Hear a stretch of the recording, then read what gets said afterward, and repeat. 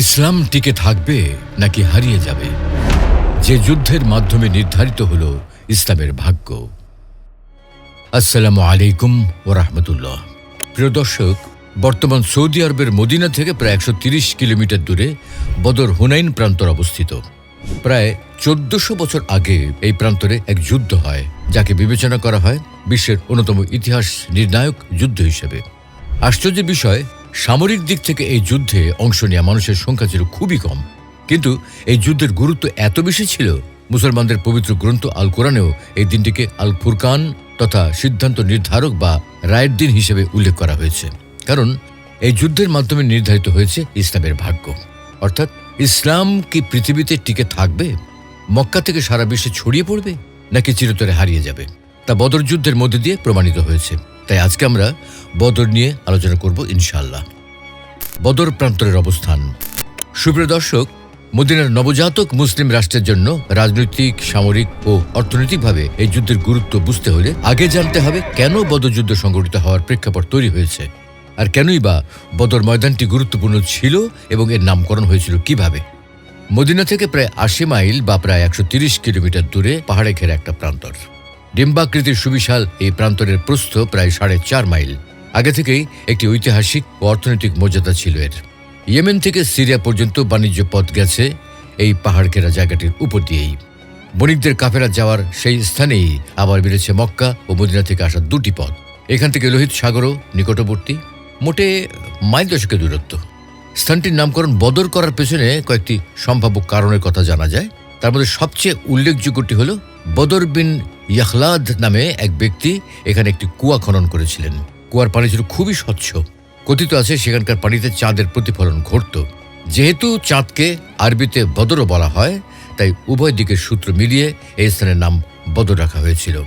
মারিফ ইসলাম নামক বই থেকে জানা যায়, প্রাক ইসলামী জাহিলিয়া যুগে প্রতি বছর পহেলা জিলকত থেকে ৮ই জিলকত পর্যন্ত এই স্থানে একটি বড় উৎসব অনুষ্ঠিত হতো।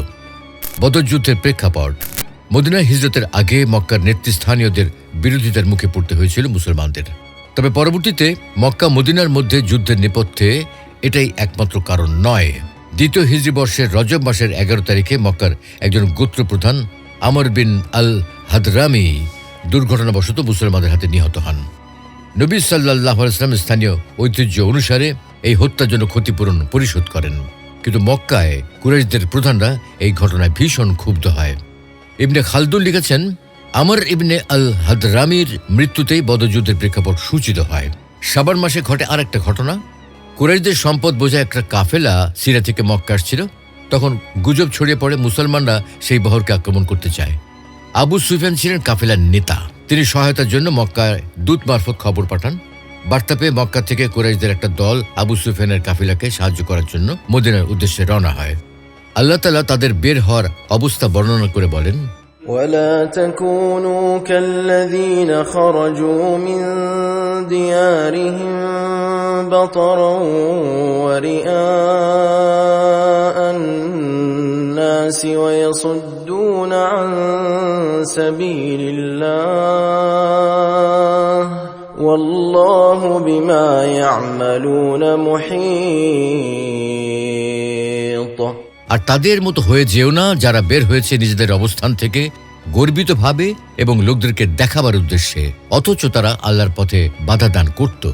বস্তুত আল্লাহর আয়ত্তে রয়েছে সেই সমস্ত বিষয় যা তারা করে। মারিফ ইসলামের অনুসারে সিরিয়া থেকে আগত কাফেলা মক্কায় পৌঁছে গিয়েছিল ঠিকই, অর্থাৎ কুরাইশদের উচিত ছিল মদিনার দিকে যাওয়া, কাফেলাকে ফেরত আনা, কিন্তু আবু জাহেলের পীড়াপিড়িতে তারা মদিনার দিকে অগ্রসর হতে থাকে। ১৬ই রমজান তারা বদর নামক স্থানটিতে শিবির স্থাপন করে। বলা হয়ে থাকে এই পক্ষে লোক সংখ্যা ছিল ৯০০ থেকে ১০০০। তারা সবাই ছিল সশস্ত্র। সংবাদ পেয়ে ১২ই রমজান নবী সাল্লাল্লাহু আলাইহি সাল্লামও বদরের উদ্দেশ্যে অগ্রসর হন। ১৭ই রমজান ৩১৩ জন সঙ্গী নিয়ে তিনি ময়দানের কাছাকাছি পৌঁছান। খ্রিস্টাব্দের নিরিখে তারিখটা ৬২৪ সালের ১৩ই মার্চ। সুতরাং পূর্ব প্রস্তুতি ছাড়াই আল্লাহ তাআলা উভয় দলকে মুখোমুখি করে দিলেন। অবশ্য নবী সাল্লাল্লাহু আলাইহি ওয়াসাল্লাম বদরের উদ্দেশ্যে বের হওয়ার আগে সাহাবীদের সাথে পরামর্শ করেন। সেই পরামর্শ সভায় মুহাজিরগণ প্রথমে কথা বললেন এবং অত্যন্ত সুন্দর পরামর্শ দিলেন। অতঃপর তিনি দ্বিতীয়বার পরামর্শ চাইলেন। এবারও মুহাজিরগণই কথা বললেন। তৃতীয়বার পরামর্শ চাইলেন। এতে আনসারগণ বুঝতে পারলেন নবীজি তাদেরকে উদ্দেশ্য করছেন এবং তাদের পরামর্শ শুনতে চাচ্ছেন। তাই সাদ বিন মুয়াজ রাদিয়াল্লাহু তাআলা আনহু উঠে দাঁড়ালেন এবং আনসারদের পক্ষ হতে তিনি তার সুপ্রসিদ্ধ কথাগুলো বললেন। তিনি তাতে রাসূলকে সুস্পষ্টভাবে জানিয়ে দিলেন আনসারগণ যুদ্ধ করার জন্য পূর্ণ প্রস্তুত রয়েছেন। তিনি বললেন, হে আল্লাহর রাসূল, আপনি সম্ভবত আমাদের দৃষ্টি আকর্ষণ করছেন। ওই আল্লাহর শপথ যার হাতে আমার প্রাণ রয়েছে, আপনি যদি আমাদেরকে ঘোড়া ছুটিয়ে সমুদ্রে ঝাঁপ দিতে বলেন তাহলে আমরা তাই করব। আপনি আমাদেরকে যেখানে যেতে বলেন আমরা সেখানেই যাব। এমনকি বারাকুল গামাদ লোহিত সাগরের অপর প্রান্তের অঞ্চলে পর্যন্ত যেতে বলেন তাহলে আমরা সেখানে যেতেও দ্বিধাবোধ করব না। মিকদাদ বিন আসওয়াদ অনুরূপ কথা বলেছেন। তিনি বললেন, মুসা আলাইহিস সালামের অনুসারীরা যেরূপ বলেছিল আমরা সেরূপ বলবো না। তারা মুসাকে বলেছিল, আপনি এবং আপনার প্রভু শত্রুদের বিরুদ্ধে যুদ্ধ করুন, আমরা এখানেই বসে থাকব। আর আমরা বলছি আমরা আপনার ডানে বামে সামনে এবং পেছনে তথা চতুর্দিক থেকে যুদ্ধ করব। সাহাবীদের কথা শুনে, বিশেষ করে এই দুই নেতার কথা শুনে নবী সাল্লাল্লাহু আলাইহি ওয়াসাল্লাম খুব খুশি হলেন। তিনি বললেন, তাহলে তোমরা আগে বাড়ো, সামনে চলো এবং সুসংবাদ গ্রহণ করো। আল্লাহ আমাকে কাফেরদের দুই দলের একটির উপর বিজয় দান করার ওয়াদা করেছেন, আর আমি কাফের নেতাদের নিহত হওয়ার স্থানগুলো দেখতে পাচ্ছি। এরপর নবী সাল্লাল্লাহু আলাইহি ওয়াসাল্লাম সামনে চলতে লাগলেন এবং বদর প্রান্তরে গিয়ে উপস্থিত হলেন। তিনি যখন মুশরিকদের মুখোমুখি হলেন এবং উভয় দল পরস্পরকে দেখতে পেল, তখন রাসূল সাল্লাল্লাহু আলাইহি ওয়াসাল্লাম আল্লাহর দরবারে উভয় হাত তুলে দোয়া করতে লাগলেন এবং তার প্রভুর সাহায্য প্রার্থনা করলেন। মুসলমানরাও আল্লাহর সাহায্য প্রার্থনা করতে থাকলেন এবং আল্লাহর মদদ চাইলেন। আল্লাহ তাআলা এই সময় কোরআনের এই আয়াত নাজিল করেছিলেন। إذ تستغيثون ربكم فاستجاب لكم أني ممدكم بألف من الملائكة مردفين। তোমরা যখন ফরিয়াদ করতে আরম্ভ করেছিলে স্বীয় প্রভুর নিকট, তখন তিনি তোমাদের ফরিয়াদ মঞ্জুর করলেন। আমি তোমাদেরকে সাহায্য করব ধারাবাহিকভাবে আগত 1000 ফেরেশতার মাধ্যমে। তখন পর্যন্ত কুরাইশদের মধ্যে শান্তিপ্রিয় কিছু ব্যক্তি যুদ্ধ এড়ানোর চেষ্টা করেন, কিন্তু আবু জাহেলের একগুঁয়েমির কারণে তাদের প্রচেষ্টা সফল হয়নি। ফলে যুদ্ধের দামামা বেজে ওঠে। কাফেরা যখন বের হওয়ার দৃঢ় ইচ্ছা পোষণ করল, তখন তারা তাদের এবং বনি কেনানার মাঝখানের শত্রুতার কথা স্মরণ করল। তখন ইবলিস বনি কেনানার অন্যতম নেতা সুরাকা বিন মালিকের আকৃতিতে প্রকাশিত হয়ে বলতে লাগলো, وَإِذْ زَيَّنَ لَهُمُ الشَّيْطَانُ أَعْمَالَهُمْ وَقَالَ لَا غَالِبَ لَكُمُ الْيَوْمَ مِنَ النَّاسِ وَإِنِّي جَارٌ لَكُمْ। আজকের দিনে কোনো মানুষই তোমাদের উপর বিজয়ী হতে পারবে না, আর আমি হলাম তোমাদের সমর্থক। সুতরাং বনি কেনানার লোকেরা তোমাদের কোনো ক্ষতি করতে পারবে না। ইবলিসের এই আশ্বাস পেয়ে কুরাইশরা বীরত্বের সাথে বেরিয়ে পড়ল। পরিশেষে যখন চূড়ান্ত যুদ্ধ শুরু হয়ে গেল এবং ইবলিস দেখল আকাশ থেকে আল্লাহর সৈনিকগণ অবতরণ করছেন, তখন সে পেছন দিকে পলায়ন করতে লাগল। কুরাইশরা বলল, হে সুরাকা, তুমি এখন কোথায় যাচ্ছ? তুমি কি এর আগে বলনি যে আমাদের পাশেই থাকবে? তখন ইবলিস বলতে লাগলো, وَقَالَ إِنِّي بَرِيءٌ مِّنكُمْ إِنِّي أَرَى مَا لَا تَرَوْنَ إِنِّي أَخَافُ اللَّهَ وَاللَّهُ شَدِيدُ الْعِقَابِ। আমি তোমাদের সাথে নই, আমি এমন কিছু দেখছি যা তোমরা দেখছো না। আমি ভয় করি আল্লাহকে, আর আল্লাহর আযাব অত্যন্ত কঠিন। ইবলিসের কথা, আমি এমন কিছু দেখেছি যা তোমরা দেখছো না, এটি ছিল সত্য, কারণ সে আকাশ থেকে ফেরেশতাদের অবতীর্ণ হওয়ার ঘটনা দেখছিল। আর তার কথা, আমি আল্লাহকে ভয় করি, এটি ছিল মিথ্যা। কেউ কেউ বলেছেন ইবলিস কাফেরদের সাথে ধ্বংস হয়ে যাওয়ার আশঙ্কা করেছিল। এটি অধিক সুস্পষ্ট। যুদ্ধের শুরু ও শেষ। যুদ্ধ কৌশল অনুযায়ী মুসলমানদের সেনাদের দায়িত্ব নির্ধারণ করে দেওয়া হয়েছিল। জুবাইর বিন আল আওয়ামকে একটি দলের অধিনায়ক মনোনীত করা হয়। কুদ বিন আমরকে নির্দেশ দেওয়া হয় মাসরায় অবস্থান নিতে। মূল নেতৃত্বে ছিলেন স্বয়ং নবী সাল্লাল্লাহু আলাইহি ওয়াসাল্লাম। বাহিনীর পেছনের অংশে থাকা কমান্ড অফ সাকার দায়িত্ব কায়েস বিন সাসার উপর ন্যস্ত করা হয়। যোদ্ধা দলটির সবচেয়ে বড় নিশানটি বহন করছিলেন মুসআব বিন উমাইর। মুসলমানদের পরিচয় ছিল ইয়া মনসুর উম্মাহ। আরব ঐতিহ্য মেনে একক লড়াইয়ের মাধ্যমে যুদ্ধের শুরু হয়। এতে 3 জন কুরাইশ যোদ্ধা নিহত হন। তারপরে শুরু হয় মল্লযুদ্ধ। যুদ্ধে দুই তরুণ আনসার বা যোদ্ধাদের সহায়তাকারী মুয়াজ এবং মুয়াওয়াজ আবু জাহলকে হত্যা করে। এতে মুসলমানদের পক্ষে যুদ্ধের পাল্লা ভারী হতে শুরু করে। কুরাইশরা সংখ্যা অনেক বেশি ছিল ঠিকই, তারপরেও মল্লযুদ্ধের পর নবী সাল্লাল্লাহু আলাইহি ওয়াসাল্লামের নির্দেশে মুসলমান যোদ্ধারা অতর্কিত কুরাইশদের উপর আক্রমণ করে। এই অতর্কিত আক্রমণ যুদ্ধের চেহারা পাল্টে দেয়, আর কুরাইশ বাহিনী পর্যদস্ত হয়ে পড়ে। যুদ্ধে ৭০ জন গুরুত্বপূর্ণ কুরাইশ নেতা মারা পড়েন। ৭০ জনকে আটক করা হয়। সিদ্ধান্ত হয় ৪,৪০০ দিরহাম মুক্তিপণের বিনিময়ে তাদের মুক্তি দেওয়া হবে। আর যারা লেখাপড়া জানতেন তারা ১০ জন আনসারের সন্তানকে লিখতে ও পড়তে শেখাবেন। বদর যুদ্ধের গুরুত্ব। এই যুদ্ধ ছিল নানা দিক থেকে গুরুত্বপূর্ণ।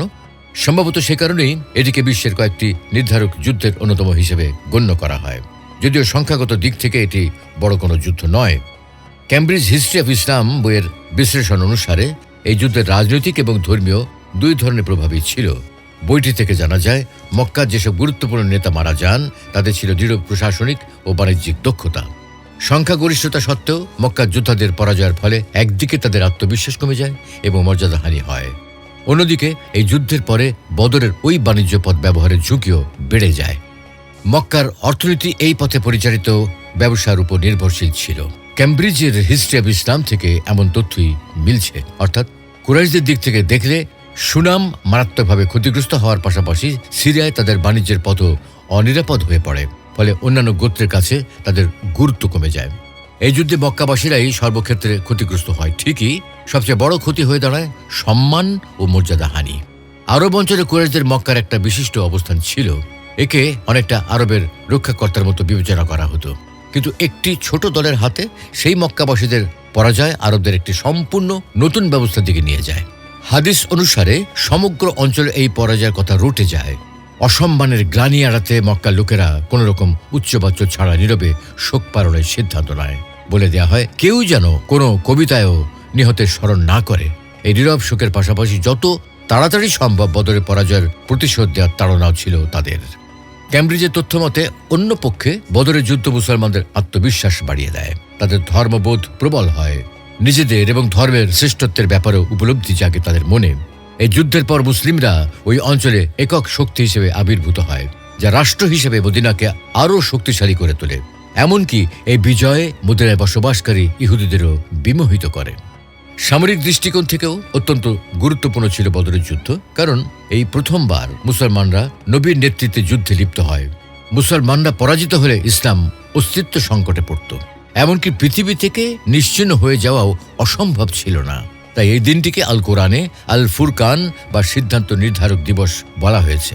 মারিফ ইসলামের বিশ্লেষণ বলছে মুসলমানরা যুদ্ধের ময়দানে প্রথমবারের মতো নিজেদের শক্তি পরীক্ষা করার সুযোগ পেয়েছিল। সেই দিক থেকে এটি ছিল নির্ধারক যুদ্ধ। শত্রুপক্ষের প্রচুর অস্ত্রশস্ত্র ও জনবল থাকা সত্ত্বেও বিজয় তাদের সাহস বাড়িয়ে দেয়। এর প্রভাবে উপদ্বীপের অন্যান্য গোত্রের মানুষদের মধ্যেও মুসলমানদের সামর্থ্যের প্রতি সমীহ জাগে, তাদের আস্থা তৈরি হয় মুসলমানদের উপর। তাই তো আল্লাহ তাআলা বলেন, وَلَقَدْ نَصَرَكُمُ اللَّهُ بِبَدْرٍ وَأَنْتُمْ أَذِلَّةٌ فَاتَّقُوا اللَّهَ لَعَلَّكُمْ تَشْكُرُونَ। বস্তুত আল্লাহ বদরের যুদ্ধে তোমাদের সাহায্য করেছেন, অথচ তোমরা ছিলে দুর্বল।